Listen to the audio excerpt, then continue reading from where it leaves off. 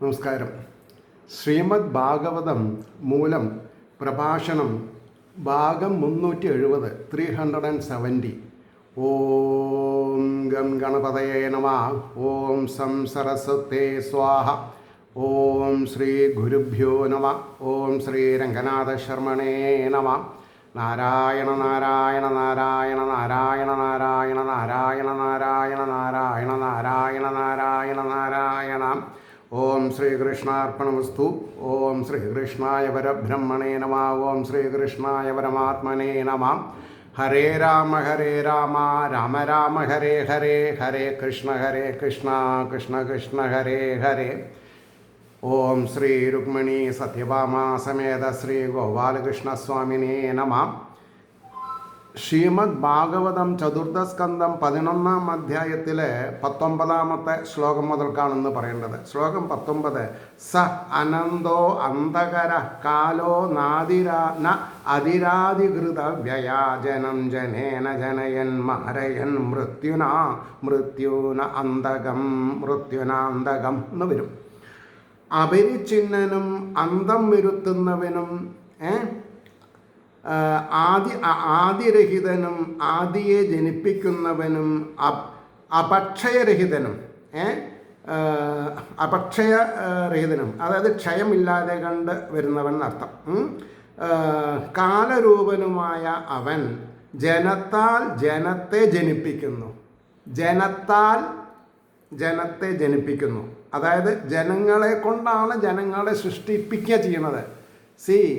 ഭഗവാൻ തരണു എന്ന് നമ്മൾ പറയും വിചാരിച്ചാൽ കൂടി കർമ്മഫലത്തിനനുസരിച്ചിട്ടാണ് കുട്ടികൾ ഉണ്ടാവണ്ടേന്ന് തീരുമാനിക്കണത്. അതും വിഷ്ണു പുരാണത്തിൽ പറയുന്നുണ്ട്, ഈ ജന്മത്തിൽ കുട്ടികൾ ഉണ്ടാവാതെ കണ്ടിരിക്കാനുള്ള പ്രധാന കാരണം മുൻജന്മങ്ങളിൽ വിഷ്ണുവിനെ ആരാധിച്ച ഫലമാണെന്ന് അസന്നിഗ്ധമായിട്ട് പറഞ്ഞിട്ടുണ്ട്. അപ്പോൾ ഇതൊക്കെ മനസ്സിലാക്കാൻ നമ്മുടെ ഇൻ്റലിജൻസ് എത്രത്തോളം ഉണ്ടോ അതുപോലെ നമുക്ക് മനസ്സിലാവുള്ളൂ. സാധാരണക്കാർ വല്ല കുത്തുവാക്കും പറഞ്ഞ് അതിൽ ദുഃഖിക്കാനാണ് യോഗം വിചാരിച്ചാൽ നമ്മൾ ദുഃഖിക്കും. അതിനെ കേട്ടില്ല എന്ന് നടിക്കാനുള്ള സ്വാത്വിക ബുദ്ധി ഉണ്ടായാലോ അങ്ങനെ നമുക്ക് ആനന്ദത്തിൽ രമിക്കാം, അതായത് ആത്മാവിൽ രമിക്കാം. അതാണ് പറഞ്ഞത്. അപ്പോൾ പറഞ്ഞു, ജനത്താൽ ജനത്തെ ജനിപ്പിക്കുന്നവനും അന്തകനെ കൊണ്ട് മരിപ്പിക്കുന്നവനുമാകുന്നു. ഇനി അതിൻ്റെ ഭാവാർത്ഥം, കാലശക്തിയെ കൊണ്ട് സൃഷ്ടിയാദി കർമ്മം നടത്തുന്നുവെന്ന് പറഞ്ഞതിനാൽ കർത്തൃത്വം ഈശ്വരനല്ല ആണല്ലോ എന്ന് ശങ്കിക്കേണ്ട. ശക്തിയെയും ശക്തനെയും രണ്ടായി കരുതുന്നത് ന്യായമല്ല. അവിടെയാണ് ശക്തിയെയും ശക്തനെയും രണ്ടായി കരുതുന്നത് ന്യായമല്ല എന്നുള്ള ശാസ്ത്രരീതി പ്രകാരം കാലം ഈശ്വരൻ തന്നെ എന്ന് കാണിക്കുന്നു. കാലം എന്നത് ഭഗവാൻ തന്നെ, ഭഗവാനിൽ നിന്ന് അന്യമല്ല. സ്വയം ജന്മരഹിതനും അവിനാശിയും നാശമില്ലാത്തവനും ക്ഷയരഹിതനുമായ ഈശ്വരൻ പിത്രാദി ജനങ്ങളെ കൊണ്ട് പിത്രാദി എന്നാണ് പുത്രാദി എന്നുള്ള അർത്ഥം. പുത്രാദി ജനങ്ങളെ കൊണ്ട് അതായത് പിതാവിനെ കൊണ്ട് മക്കളെ ഉണ്ടാക്കണമെന്ന് പിത്രാദി തന്നെയാണ് ശരി. പുത്രാദി ജനങ്ങളെ സൃഷ്ടിക്കപ്പെടുന്നവനാകയാൽ ആദികർത്താവും പരന്മാരെ ഹിംസിക്കുന്ന ചോര വ്യാഘ്രാദികളെ അന്തകനെ കൊണ്ട് മരിപ്പിക്കുന്നവനാകയാൽ സംഹർത്താവും മാതാപിതാക്കന്മാരെ കൊണ്ട് സന്താനങ്ങളെ പരിപാലിപ്പിക്കുന്നവനാകയാൽ പാലകനായും. ഈ ഒരു ശ്ലോകത്തിൻ്റെ അർത്ഥം വളരെ അർത്ഥവത്താണ്, വേദാന്തപരമായിട്ടുള്ളതാണ്. ഇതറിഞ്ഞിരിക്കണം. ഒരു ആചാര്യൻ ഇത് ശ്രോതാക്കളെ അറിയിപ്പിച്ചിട്ടില്ലെങ്കിൽ എത്ര ശ്രോതാക്കൾ തെറ്റിദ്ധരിക്കപ്പെട്ടു ഭാഗവതത്തിനെ, അതിൻ്റെ പാപം അനുഭവിക്കേണ്ടി വരും. അവിടെയാണ് പ്രശ്നം. അപ്പോൾ ഈശ്വരച്ഛ കൂടാതെ സൃഷ്ടിയാദികളിൽ അന്യന് സ്വാതന്ത്ര്യമില്ലാത്തതിനാൽ മുഖ്യ കർത്തൃത്വം ഈശ്വരന് ഇരിക്കുകയും ചെയ്യുന്നു. ഇത്രയും കാര്യങ്ങൾ നമ്മൾ മനസ്സിലാക്കണം. അതുകൊണ്ട് എന്താണെന്ന് പറയാം, ഈ 244 45 244 ശ്ലോകം 19. അപ്പോൾ ഈ വേദാന്ത പ്രകരണങ്ങളാണ് നമ്മൾ മനസ്സിലാക്കേണ്ടത്. അപ്പോൾ അവിടെ ഒരു പ്രമാണം കൊണ്ട് നിരത്തുന്നുണ്ട്. എന്താ? ദ്രവ്യം കർമ്മചകാലശ്ച സ്വഭാവോ ജീവയേവ ച തദനുഗ്രഹ സന്ധി ന സന്ധീയതുപേക്ഷയാം. ദ്രവ്യം, കർമ്മം, കാലം, സ്വഭാവം, ജീവൻ 3, 2, 5 എന്നീ 5ഉം ഈശ്വരാനുഗ്രഹം ഉണ്ടായാൽ ഉണ്ടാകും, ഇല്ലെങ്കിൽ ഇല്ല. എത്ര കർമ്മം ചെയ്തോളൂ, ഈശ്വരാനുഗ്രഹം ഉണ്ടാവണം. ദ്രവ്യം, കർമ്മം, കാലം, സ്വഭാവം, ജീവൻ. അപ്പോൾ സൽസ്വഭാവമായിട്ട് ഇരിക്കണമെന്നുണ്ടെങ്കിൽ ഈശ്വരകൃപ വേണം എന്നുള്ളത് അത്യന്താപേക്ഷിതമാണ്. അപ്പോൾ എന്നീ 5ഉം ഈശ്വരാനുഗ്രഹം ഉണ്ടായാലും ഉണ്ടാകും, ഇല്ലെങ്കിൽ ഇല്ല എന്നുള്ള പ്രമാണത്തെ അനുവദിച്ചിരിക്കുന്നു. ഇത് ധൈര്യമായിട്ട് ഒരാചാര്യൻ പറഞ്ഞു കൊടുത്താൽ ഈ ആൾക്കാർ, അല്ലെങ്കിൽ ഈ ഓഡിയൻസിൽ നിന്ന് ആചാര്യനോട് ചോദിക്കുകയാണ്, നിങ്ങൾ ഭാഗവതാഖ്യാനം വായിച്ചിട്ടുണ്ടോ? ഈ ചതുർത്ഥ സ്കന്ധത്തിലെ 11ാം അധ്യായത്തിലെ 19ാമത്തെ ശ്ലോകം ഇങ്ങനെ പറയണമല്ലോ. അപ്പോൾ 20 രൂപയുടെ നെയ്വിളക്കോ അല്ലെങ്കിൽ 20 രൂപയുടെ പുഷ്പാഞ്ജലിയോ ചെയ്താൽ ഭാഗ്യം ഉണ്ടാവുമോ? എന്തിനു വേണ്ടിയിട്ടാണ് ഇങ്ങനെ തെറ്റിദ്ധരിപ്പിക്കണത് എന്നൊരു ചോദ്യം ചോദിച്ചാലത്തെ സ്ഥിതി എന്താവും? അതുകൊണ്ടാണ് പോയിന്റ് ബ്ലാങ്ക് ആയിട്ട് സംസാരിക്കാനുള്ള ശേഷി ആചാര്യന്മാർക്ക് ഉണ്ടാവണം. പക്ഷേ ആചാര്യന്മാർ ഇതുകൊണ്ട് ഉപജീവനം ജീവിക്കാം എന്ന് വിചാരിച്ചത് തെറ്റ്. അതിനാണ് നല്ല ശ്രേഷ്ഠനായ ആചാര്യനിൽ നിന്ന് ശിഷ്യപ്പെടണം. അപ്പോൾ അവർ പറഞ്ഞു മനസ്സിലാക്കും, ഭാഗവതം ഉദരംഭരികൾക്കുള്ളതല്ല. അതാണ് സത്യം. ആവട്ടെ. ഇനി അടുത്ത ശ്ലോകം 20.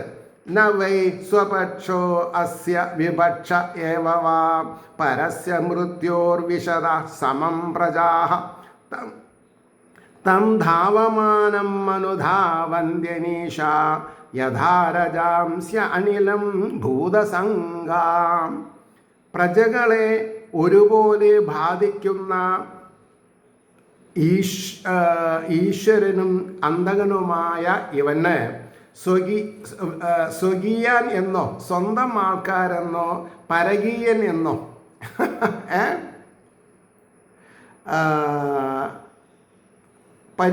അതെ ഇല്ല, നിശ്ചയം. അസമർത്ഥന്മാരായ പ്രാണി സമൂഹങ്ങൾ ചുറ്റിത്തിരിയുന്ന അവനെ വായുവിനെ പൊടികളെന്ന പോലെ അനുസരിച്ച് ചുറ്റുന്നു. നല്ലവരും ചീത്തവരും ഈശ്വരൻ കറങ്ങുന്നതിൻ്റെ കൂടെ കറക്കുന്നുണ്ട്. വായുവിലാണുള്ള പൊടിപടലങ്ങൾ പൊന്തണത്. അതേമാതിരി നിരാകാരനായിരിക്കുന്ന ഈശ്വര തത്വത്തിൽ സന്മനസ്സുള്ളവരും ദുഷ്ടമനസ്സുള്ളവരും ചുറ്റിത്തിരിയാണ്. സന്മനസ്സുള്ളവർ മോക്ഷം കിട്ടാൻ വേണ്ടിയിട്ട്, ദുഷ്ടമനസ്സുള്ളവരെ ജന്മം കിട്ടാൻ വേണ്ടിയിട്ട്. അതാണ് ഭഗവാൻ തന്നെ പറയണോ, എനിക്ക് ഫേവറും ഇല്ല, ഫോറും ഇല്ല, എഗൈൻസ്റ്റും ഇല്ല. ഞാൻ ആർക്കും എതിരല്ല, ഞാൻ ആർക്കും വേണ്ടിയിട്ടുമല്ല. അപ്പോൾ ഭഗവാൻ വാദിയാണ് എന്ന് നമുക്ക് മനസ്സിലാവും. അപ്പോൾ സത്കർമ്മം ചെയ്യാണ്ട് നേരാവില്ല എന്ന് പറഞ്ഞ് മനസ്സിലാക്കാനുള്ള ധൈര്യം ആചാര്യന്മാർ കാണിക്കണം. അല്ലെങ്കിൽ ആ വേഷം എടുക്കരുത്. അപ്പോൾ സൃഷ്ട്യാദി കർത്തൃത്വം ഈശ്വരനെന്ന് തന്നെ എന്ന് വന്നപ്പോൾ സൃഷ്ടിയിൽ കാണപ്പെടുന്ന ഉച്ചനീചാവസ്ഥകൾക്ക് ഈശ്വരൻ കാരണമെന്ന് വരുന്നു. ഒരുവനെ നല്ല സ്ഥിതിയിലും മറ്റൊരുവനെ താണ നിലയിലും ആക്കുന്നത് കൊണ്ട് ഈശ്വരൻ പക്ഷഭേദമുള്ളവൻ എന്ന് വരുന്നില്ലയോ എന്ന ശങ്കയ്ക്ക് സമാധാനം. ഈശ്വരന് വിഷമഭാവമില്ല. ഈശ്വരന് വിഷമഭാവമില്ല. അപ്പം ഈശ്വരൻ നമ്മുടെ ഉള്ളിലുണ്ടായിട്ട് നമ്മൾ വിഷമിക്കുകയാണെങ്കിൽ അത് നമ്മുടെ അജ്ഞത കൊണ്ട്, നന്നാവാൻ സമയമായിട്ടില്ല എന്ന് മാത്രം വിചാരിച്ചാൽ മതി. ഇപ്പം ഞാൻ ഏതെല്ലാം ഏടാകൂടങ്ങളിൽ കൂടിയാണ് ഇവിടെ വന്നിരിക്കുന്നത്, ഈ പ്രായത്തിൽ എത്തിയിട്ടുള്ളതെന്ന് എനിക്ക് മാത്രമേ അറിയുള്ളൂ. ഞാൻ സഞ്ചി കച്ചവടം ചെയ്തിട്ടുണ്ട്, ചായപ്പൊടി കച്ചവടം ചെയ്തിട്ടുണ്ട്, തുണിക്കച്ചവടം ചെയ്തിട്ടുണ്ട്, എയർലൈൻ ടിക്കറ്റ് ചെയ്തിട്ടുണ്ട്. എന്നാലും കക്കില്ല, നുണ പറയില്ല എന്ന രീതിയിൽ ഞാൻ രക്ഷപ്പെട്ടു. മനസ്സിലായില്ലേ? അപ്പോൾ ഈശ്വരന് വിഷമഭാവമില്ല. ഒരുവൻ സ്വകീയനെന്നോ മറ്റൊരുവൻ ശത്രുവെന്നോ വിചാരവുമില്ല. അതുകൊണ്ട് കാലസ്വരൂപനും സംഹാരകർത്താവുമായ ഈശ്വരൻ എല്ലാ പ്രജകളെയും ഒരുപോലെ ബാധിക്കുന്നു. എല്ലാ പ്രജകളെയും, നല്ലവനും ചീത്തവനും. നല്ലവനും വിളിച്ചാലും ഭഗവാൻ വിളി കേൾക്കും, ചീത്തവനും വിളിച്ചാലും ഭഗവാൻ വിളി കേൾക്കും. അപ്പോൾ ബാധിക്കുന്നു. പ്രാണികളിൽ കാണപ്പെടുന്ന ഫലവൈഷമ്യത്തിന് അവരുടെ കർമ്മം തന്നെ കാരണം. സർവനിയന്താവും സർവകർമ്മഫലദാതാവുമായ ഈശ്വരൻ സകല പ്രാണികൾക്കും അവരുടെ കർമാനുസരണം സുഖദുഃഖങ്ങളെ നൽകുന്നു.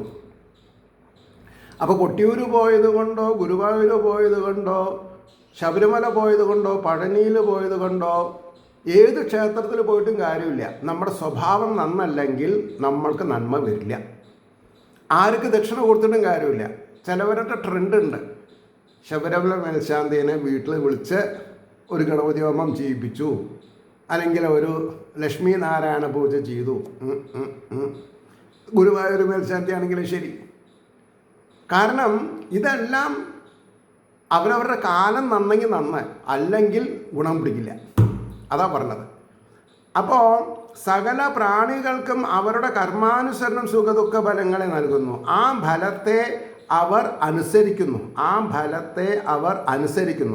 അവർക്ക് സ്വാതന്ത്ര്യമില്ല.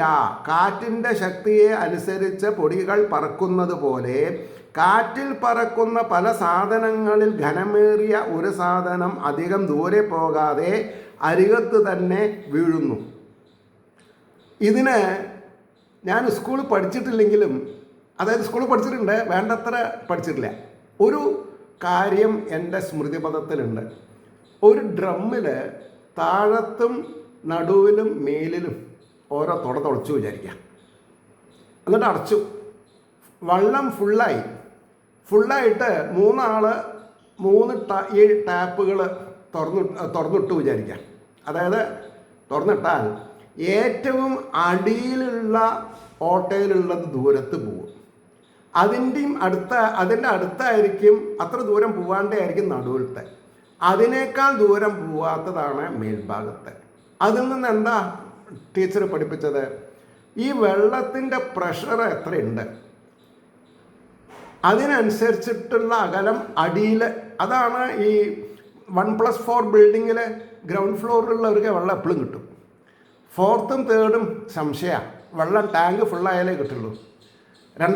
ഫസ്റ്റ് ഫ്ലോറും 2ാമത്തെ ഫ്ലോറുകാരനും മുക്കാലും കിട്ടും. അപ്പോൾ ഈ സയൻസാണ്, എൻജിനീയറിങ് സബ്ജക്റ്റാണ് ഭാഗവതം. ഞാൻ ചെയ്ത കർമ്മഫലം ആണ് ഞാൻ അനുഭവിക്കുന്നത്. അപ്പോൾ ഒരാചാര്യൻ എന്നുള്ള നിലയ്ക്ക്, ഒരു അമേച്വർ ആചാര്യൻ എന്നുള്ള നിലയ്ക്ക് എനിക്ക് ഈ സബ്ജക്റ്റ് വളരെയധികം 100-110% ഉപകരിച്ചു. അത് കാരണം ഞാൻ ഇതിൽ കൂടുതൽ ആകൃഷ്ടനായി. ഇതിൻ്റെ സത്യാവസ്ഥകൾ മനസ്സിലാക്കി ജീവിക്കുക കാരണം എനിക്ക് മനസ്സിന് പിരിമുറുക്കങ്ങളുമില്ല, ഉണ്ടായിട്ടില്ല. അതുകൊണ്ടാണ് ഞാൻ ഇതിത്ര ഇഷ്ടപ്പെടുന്നത്. മനസ്സിലായില്ലേ? അപ്പോൾ പറഞ്ഞു, ഘനം കുറഞ്ഞത് ദൂരത്ത് പോയി വീഴും. ഇതിനെല്ലാം കാരണം വസ്തുനിഷ്ഠമായ ഘനവും ലാഘവും തന്നെ. അതിന് ഈശ്വരനെ കുറ്റം കൊണ്ട് കാര്യമില്ല. അതുപോലെ പ്രാണിവർഗവും. ചിലർ അധികകാലം ജീവിച്ചിരിക്കും, അത് അവരുടെ കർമ്മശക്തി നിമിത്തം. ചിലർ അല്പകാലം കൊണ്ട് നശിക്കും, അതും അവരുടെ കർമ്മ നിമിത്തം. ഇങ്ങനെ എല്ലാവിധ വൈവിധ്യത്തിനും പ്രാണികർമ്മം തന്നെ കാരണം. ഈശ്വരൻ അതാത് കർമ്മങ്ങൾക്ക് ഉചിതമായ ഫലദാനം ചെയ്യുന്നവൻ എന്ന് മാത്രം. അതിനാൽ ഈശ്വരനിൽ വിഷമഭാവമില്ലെന്ന് സാരം. ഇത് പഠിക്കാണ്ട് പോയാൽ വലിയൊരു നാണക്കേടാണ് മനുഷ്യ സമൂഹത്തിന്. കാരണം എന്താ? മനുഷ്യ സമൂഹത്തിൻ്റെ നെടുംതൂണാണ് ഭാഗവതം. കാരണം എന്താ? ഭഗവാൻ നമ്മളിലാണ് ഇരിക്കണത്. അപ്പോൾ ഭഗവാൻ പറഞ്ഞതും ഭഗവാനെ പറ്റി പറഞ്ഞതും നമ്മൾ പഠിച്ചിട്ടില്ല എന്ന് പറഞ്ഞാൽ അത് അക്ഷന്തവ്യമായ തെറ്റായിട്ട് പറയാം. മനസ്സിലായില്ലേ? ഇനി 21-ാമത്തെ ശ്ലോകം. അതെന്താ ചോദിക്കുന്നതിന് മുമ്പേ ഈ 20-ാം ശ്ലോകത്തിൻ്റെ പ്രാധാന്യം ഞാനൊന്ന് എഴുതി വെച്ചളാം, അല്ലെങ്കിൽ അത് മോശവും. മനസ്സിലായില്ലേ? അപ്പോൾ ഇനി 21. ആയുഷോ ഉപചയം ജന്തോസ്തഥൈവോപചയം വിഭു ഉപാഭ്യാം രഹിത സ്വസ്ഥോ ദുസ്തസ്യാവിദധാദൃസോ. രണ്ടവസ്ഥകളോടുകൂടാത്തവനും, രണ്ടെന്നുള്ള അവസ്ഥ ആർക്കില്ല? ഭഗവാനില്ല. തന്നിൽ തന്നെ ഇരിക്കുന്നവനും എല്ലാറ്റിനും സമർത്ഥനുമായ ഇവൻ ദുരവസ്ഥയിലിരിക്കുന്ന ജന്തുവിന് ആയുസ്സിൻ്റെ ക്ഷയത്തെയും വൃത്തിയെയും ചെയ്യുന്നു. പ്രാണി കർമാനുസാരേണ ഫലം നൽകുന്നതിനെ തന്നെ സ്പഷ്ടമായി കാണിക്കുന്നു. ഒന്നുകൂടി എക്സ്പ്ലെയിൻ ചെയ്യണം. അതെങ്ങനെ? നരകാദി ലോകങ്ങളിൽ ഗമിക്കുന്ന ജന്തുവിന് ഭഗവാൻ അവൻ്റെ കർമ്മത്തെ അനുസരിച്ചിട്ട് ദേവാദിയോനികളിൽ പ്രാപിക്കുന്നതായാൽ ആയുസ്സിൻ്റെ അഭിവൃദ്ധിയെയും കീടാദിയോനികളിൽ തള്ളിവിടുന്ന പക്ഷം ആയുസ്സിൻ്റെ ക്ഷയത്തെയും നൽകുന്നു. ദേവന്മാർക്ക് ആയുസ് കൂടും, കൃമികീടങ്ങൾക്കോ ആയുസ് കമ്മിയാണ്. ഈശ്വരനാകട്ടെ സ്വരൂപാനന്ദത്തിൽ തന്നെ ഇരിക്കുന്നതിനാൽ വൃദ്ധിക്ഷയങ്ങൾ കൂടാതെ നിർവികാരനുമായിരിക്കുന്നു. അപ്പം നിർവികാരത്വം ആണ് നമ്മളെ രക്ഷപ്പെടുത്തുക. ഒരു തെറ്റ് ചെയ്തവനെ നമ്മൾ രക്ഷിച്ചാൽ അതിൻ്റെ പാപം നമ്മൾക്കാണ്. നന്മ ചെയ്യണവനെ അംഗീകരിച്ചിട്ടില്ലെങ്കിലും നമുക്ക് പാപമാണ്. ഈശ്വര നിന്ദ ചെയ്താൽ പാപം, ഈശ്വര നിന്ദ ചെയ്തത് കണ്ടില്ല എന്ന് നടിച്ചാൽ പാപം. അപ്പം അതൊക്കെ നമ്മൾ ആശ്രയദോഷം ഇല്ലാണ്ടിരിക്കാൻ യഥാർത്ഥമായ അർത്ഥതലങ്ങൾ മറ്റുള്ളവരെ അറിയിക്കാൻ നമ്മൾ ബാധ്യസ്ഥരാണ്. അറിഞ്ഞ അവസ്ഥയ്ക്ക് അറിയാത്തത് കൊണ്ടായാലും പറ്റും. കാരണം എന്താ? അറിയാത്തത് പറയാൻ പാടില്ല എന്നാ പ്രവേശയില്ലേ? അപ്പോൾ 22-ാമത്തെ ശ്ലോകം ശ്രദ്ധിക്കാം. കേജിൽ കർമ്മവദന്ത്യേനം സ്വഭാവം അപരേ നൃപ ഏകേ കാലം പരേ ദൈവം പുംസാ കാമം ഉദാപരേ. ചിലർ ഇവനെ കർമ്മം എന്നും വേറെ ചിലർ സ്വഭാവമെന്നും അന്യന്മാർ കാലമെന്നും മറ്റു ചിലർ ദൈവമെന്നും ഇതരന്മാർ പുരുഷൻ്റെ ഇഷ്ടമെന്നും പറയുന്നു. പലതും പല രീതിയിൽ പറയും. അങ്ങനെയാണെങ്കിൽ നാനാവിധവാദത്തിന് കാരണം എന്തെന്ന് കാണിക്കുന്നു. ഈശ്വരൻ തന്നെ ബഹുരൂപനായിരിക്കുന്നതിനാൽ, അല്ലേ, ആമയായിട്ടും പന്നിയായിട്ടും ഗരുഡനായിട്ടും ഒക്കെ ഇരിക്കുമ്പോൾ അതിൻ്റെ സ്വഭാവം കാണിക്കണം. ഓരോരുത്തർ നാമരൂപ ഭേദങ്ങളെ ആശ്രയിച്ച് ബഹുവാദം ചെയ്യുന്നു. വസ്തുഭേദമില്ല എന്നുറപ്പിക്കുന്നു. മീമാംസകന്മാർ ഈശ്വരനെ തന്നെ കർമ്മം എന്ന നാമധേയത്താൽ വ്യവഹരിക്കുന്നു. നിരീശ്വരവാദികൾ സ്വഭാവമെന്ന് പറയുന്നു. ജ്യോതിശാസ്ത്രന്മാർ ഗ്രഹാദി ദേവതകളായിട്ട് പറയുന്നു. വാത്സ്യായനൻ മുതലായവർ പുരുഷൻ്റെ കാമം കാരണമെന്ന് പറയുന്നു. ഇവർ പറയുന്ന നാമരൂപങ്ങളെല്ലാം ഭേദിച്ചിരിക്കുന്നതല്ലാതെ ജഡങ്ങളായ ഇവയ്ക്ക് ഒന്നിനും സ്വതേ കർത്തൃത്വം ഇരിക്കയില്ല. പ്രത്യേകം ഓരോന്നിനെ ഹേതുവായി പറയുന്നത് അവരുടെ മതം എന്ന് മാത്രമേ പറഞ്ഞുകൂടൂ. അത് വാസ്തവമല്ല എന്നർത്ഥം. ഹേ രാജൻ, സർവശക്തനായ ഈശ്വരൻ്റെ സാന്നിധ്യം കൂടാതെ ഒന്നും തന്നെ ചലിക്കുക പോലുമില്ലെന്ന് അങ്ങേക്ക് അറിയാമല്ലോ. ഇതിന് മറുപടി വല്ലതുണ്ടോ? ദേഷ്യപ്പെടുന്നവൻ കൈ ചൂണ്ടി സംസാരിക്കണതും കുറ്റം ചെയ്യാത്ത അച്ഛനമ്മമാരെ വൃദ്ധാശ്രമത്തിൽ കൊണ്ടാക്കണതും ഒരു ബന്ധമില്ലാത്ത ആൾക്കാർക്ക് വീട് വെച്ചിട്ട് സൗഹൃദത്തിൽ ജീവിപ്പിക്കുന്നതും ഒക്കെ ഈശ്വരീയത. അടുത്ത ശ്ലോകം 23. അവ്യക്തസ്യ അപ്രമേയസ്യ നാനാശക്തിയുദയസ്യ ച ന വൈ ചികീർഷിതം താതാ കോ വേദാദ്ധാസ്വസംഭവം. വ്യക്തമല്ലാതിരിക്കുന്നവനും യഥാർത്ഥ ബുദ്ധിക്ക് വിഷയമല്ലാത്തവനും നാനാശക്തികളുടെ ആവിർഭാവത്തോടുകൂടിയവനുമായ അവൻ്റെ ചെയ്യുവാനുള്ള ഇഷ്ടത്തെ അറിയുന്നില്ല. തൻ്റെ സംഭവത്തിന് കാരണമായ അവനെ യഥാർത്ഥമായിട്ട് ആരറിയുന്നു? നമുക്ക് എന്തൊക്കെ സംഭവിക്കണു അതിനൊക്കെ കാരണക്കാരൻ ഈശ്വരീയതയാണ്. ഈശ്വരനല്ല, ഈശ്വരീയതയാണ്, അല്ലെങ്കിൽ അതിൻ്റെ അഭാവമാണ്. നന്മ ഈശ്വരീയതയുടെ പ്രഭാവവും തിന്മ ഈശ്വരീയതയുടെ അഭാവവുമാണെന്ന് മനസ്സിലാക്കണം. ഇനി അതിൻ്റെ ഭാവാർത്ഥം പറയണോ?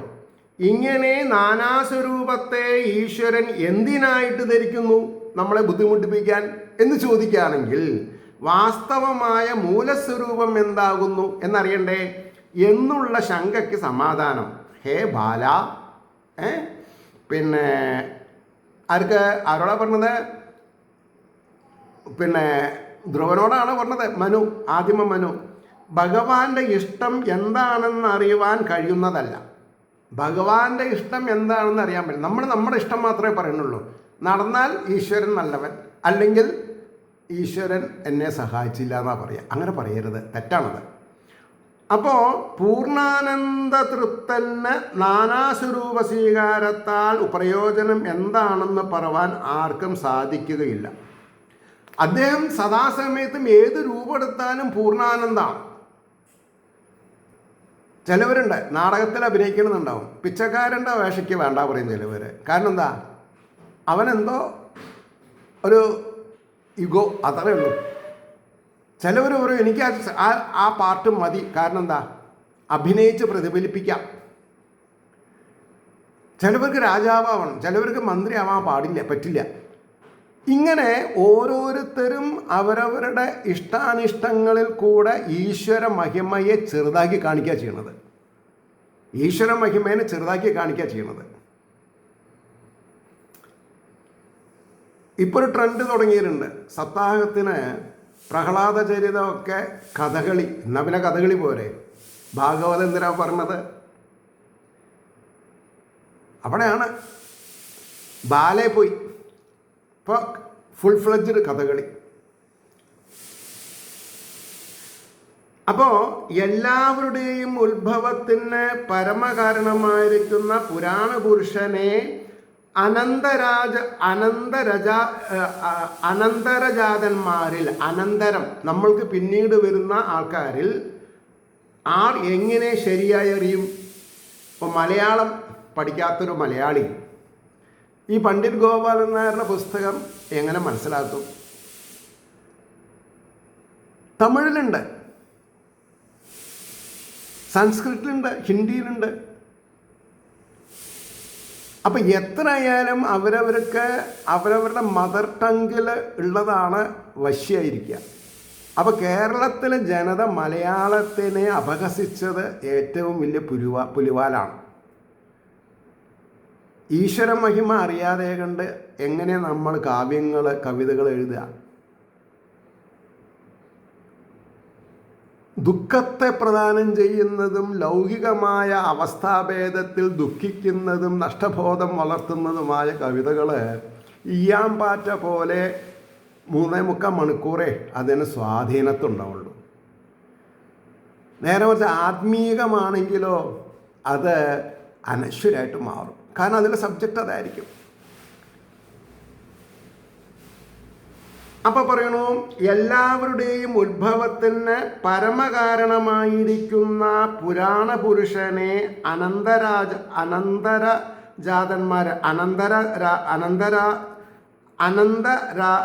അനന്തരജാതന്മാരിൽ എങ്ങനെ ശരിയായി അറിയും? അതിനാൽ നിത്യാനന്ദ സ്വരൂപൻ്റെ നാനാരൂപധാരണ ഹേതുവിനെ ക്ലുപ്തപ്പെടുത്തി പറവാൻ അറിഞ്ഞുകൂടാ. ശരിക്ക് അതിനെ പറ്റിയിട്ട് പറയാൻ പറ്റില്ല. അറിവ് യഥാർത്ഥ ബുദ്ധിയെ ആശ്രയിച്ചായിരിക്കണം. അറിവ് സത്യത്തിൽ നിലനിൽക്കുന്നതായിരിക്കണം. അർത്ഥത്തിൽ നിലനിൽക്കുന്നതാവണം, അനർത്ഥത്തിലാവരുത്. ഭഗവാൻ ബുദ്ധിക്ക് വിഷയമല്ലാത്തതിനാൽ അപ്രമേയം. ഈ അപ്രമേയം എന്ന് പറഞ്ഞെന്താ? ബുദ്ധിക്ക് വിഷയത്തിൽ പെടില്ല. ഈശ്വര കൃപ ഉണ്ടെങ്കിലേ ആ ബുദ്ധി സദ്ബുദ്ധിയായിട്ട് മാറുള്ളൂ. എന്തുകൊണ്ടാണ് ബുദ്ധിക്ക് വിഷയമാകാത്തതെന്നാൽ വ്യക്തമായിരിക്കുന്നതേ ബുദ്ധിക്ക് വിഷയമാവുള്ളൂ. ഭഗവാൻ ആരാ? അവ്യക്തന, നാമരൂപ വിവർജിത, ആശാപാശ വിമോഹിത. ഇതാണ് അതിൻ്റെ പ്രമാണം പറയാം. അപ്പോൾ ഭഗവാൻ അവ്യക്തനാകുന്നു. ആ അവ്യക്തനായ ഗുരുവായൂരപ്പൻ്റെ കണ്ണിൽ കരടുണ്ട് എന്നൊരു ഭക്തൻ പറഞ്ഞിട്ട് ശരിയായിരുന്നു എന്ന് ഒരു ചീഫ് പ്രീസ്റ്റ് സമ്മതിക്കണമെങ്കിൽ അവർ ഭാഗവതം പഠിച്ചിട്ടില്ല എന്നേ പറയാൻ പറ്റുള്ളൂ. വേറൊന്നും പറയാനില്ല. അവരെല്ലാം നല്ല നല്ല മനുഷ്യന്മാരാണ് അവരൊക്കെ. പക്ഷെ ഭാഗവതം പഠിച്ചില്ല അവർ. ഈ പറഞ്ഞ ആരോപിച്ച ഭക്തനും പഠിച്ചിട്ടില്ല. അത് ശരി, അതിനെ യെസ് വയ്ക്കുന്ന ചീഫ് പ്രീസ്റ്റും അങ്ങനെയാണ്. അതുകൊണ്ട് ബുദ്ധിക്ക് അതീതനാണ് ആര്? ഭഗവാൻ. എന്നാൽ ഉണ്ടെന്ന് തന്നെ നിശ്ചയിക്കുന്നതെങ്ങനെയെന്നാൽ നാനാശക്തികളുടെയും വാസ്തവമായ ഉൽപ്പത്തി സ്ഥാനം ഭഗവാനാകുന്നു. കാര്യത്താൽ കാരണത്തെ അനുമാനം കൊണ്ടറിയാം. അനുമാനം. വയറ് സ്തംഭിച്ചു, കാരണം സോളിഡ് ഫുഡ് ജാസ്തി കഴിച്ചു, ക്രമാതീതമായി കഴിച്ചു. അപ്പോൾ ആ കാരണം അറിയുന്നവന് ഈ അസുഖം വേഗം മാറ്റാം. എങ്ങനെ? 1-2 നേരം സോളിഡ് ഫുഡ് കഴിക്കാതെ ഇരിക്കുക, കഴിച്ചതിനെ ദഹിപ്പിക്കുന്ന രീതിയിൽ എക്സസൈസ് ചെയ്യുക, ചുടുവെള്ളം കുടിക്കുക. അതിനാണ് അറിവ് എന്ന് പറഞ്ഞത്. ആ അറിവിനെ മാനിക്കാൻ. അപ്പോൾ ഭഗവാൻ ആരായി? അറിവുള്ളവനാണ് ആനന്ദം അനുഭവിക്കുള്ളൂ, ആനന്ദസ്വരൂപനായി. അറിവ് ജ്ഞാനാണ്, ജ്ഞാനസ്വരൂപനായി. അപ്പം ജഡങ്ങൾ വ്യാപരിച്ചു കാണുമ്പോൾ വ്യാപരിപ്പിക്കുന്ന ചിദ്രൂപൻ ഒരുവനുണ്ടെന്നറിവാൻ ആർക്കും സാധിക്കുന്നതാണ്. ജഡങ്ങൾ വ്യാപരിച്ച് കാണുമ്പോൾ വ്യാപരിപ്പിക്കുന്ന ചിദ്രൂപൻ ഒരുവനുണ്ടെന്നറിവാൻ. കയ്യും കാലും അനങ്ങുന്നത് ഈശ്വര മഹിമ ചൈതന്യം ഉള്ളിലുള്ളതുകൊണ്ടാണ്. ആ ചൈതന്യം പോയാലോ കയ്യും കാലും അനങ്ങില്ല. ജോയിൻസൊക്കെ തന്നെ സ്റ്റഫ് ആയിട്ട് മാറും, സ്റ്റഫായിട്ട് മാറും, ബലമുള്ളതായിട്ട് മാറും. ഈ ചോര ഓടുന്നത് എപ്പോഴേ ഉള്ളൂ? ശ്വാസമുള്ള സമയത്ത്. ശ്വാസം നിന്നാൽ ചോര ഓടില്ല. അപ്പോൾ പിന്നെ രോമകൂപങ്ങൾ കൂടെ പൊടിയായി. ഇതറിയാൻ എന്തിനാ സയൻറ്റിഫിക് തിയറി? അടുത്ത ശ്ലോകം 24. ന ചൈതേ പുത്രക ഭ്രാതുർഹന്താരോധനദാനുഗാഃ വിസർഗാദാനയോസ്താദാ പുംസോ ദൈവം ഹി കാരണം. ഹേ വത്സ, കുബേരൻ്റെ അനുചരന്മാർ ഇവർ യക്ഷന്മാർ ഭ്രാതാവിൻ്റെ ഹന്താക്കളല്ല. പുരുഷൻ്റെ ജന്മമരണങ്ങളുടെ കാരണം ഹേതു ദൈവം തന്നെ. അപ്പോൾ ഇപ്പോൾ എയർ ഇന്ത്യ വിമാനം തകർന്നു. ഹേതു ഈശ്വരാധീനം ഇല്ല എന്നുള്ളതന്നെ അർത്ഥം. അത്ര നമുക്ക് പറ്റുള്ളൂ. യുദ്ധം ജയിക്കുക, യുദ്ധം തോൽക്കുക, അതും ഈശ്വരൻ്റെ ഇച്ഛ മാത്രമാണ്. അപ്പോൾ ഒരാൾ തെറ്റ് ചെയ്തതിന് നമ്മളും തെറ്റ് ചെയ്യുകയാണെങ്കിൽ പിന്നെ അവിടെ പോട്ടെ നിൽക്കപ്പത്. അപ്പോൾ ബേസിക്കലി ശക്തി എന്തിനു വേണ്ടി ഉപയോഗിക്കണം? എല്ലാവരുടെയും വെൽബീയിങ്സിന് വേണ്ടി ഉപയോഗിക്കണം. അപ്പോൾ പറയണു, അതിൻ്റെ ഭാവാർത്ഥം പറയണു, ലോകം ഭഗവത് അധീനമാണെന്ന് സാധിച്ചതിൻ്റെ പ്രയോജനത്തെ പറയുന്നു. ഹേ പുത്ര, നിന്റെ ഭ്രാതാവായ ഉത്തമനെ സംഹരിച്ചവർ കുബേര സഹചരന്മാരായ ഇവരാണെന്ന് നീ ധരിക്കണ്ട. ഒരുവൻ്റെ ജനന മരണങ്ങളുടെ പ്രധാന കാരണം ദൈവമാകുന്നുവെന്ന് ധരിച്ചുകൊള്ളുക. ഇത് അനാചാരത്തിൻ്റെ ഭാഗമല്ല. ഇത് അറിവ് സംശുദ്ധമാവുമ്പോൾ ഉണ്ടാകുന്നൊരു വികാരമാണ്. പരമർശമുണ്ടോ? അവിടെ നിർത്താം. ഏവർക്കും ശ്രീ ഹരിയുടെ അനുഗ്രഹാശിസ്സുകൾ നിർലോഭമുണ്ടാവട്ടെ എന്ന് പ്രാർത്ഥിക്കുന്നതിനോടൊപ്പം ലോകാ സമസ്ത സുഖിനോ ഭവന്തു ആയിരിക്കട്ടെ നമ്മുടെ പ്രാർത്ഥന എന്ന് സ്മരിച്ചുകൊണ്ട് വാക്കുകൾ ഉപസംഹരിക്കുന്നു. നമസ്കാരം. നാളെ കാണാം.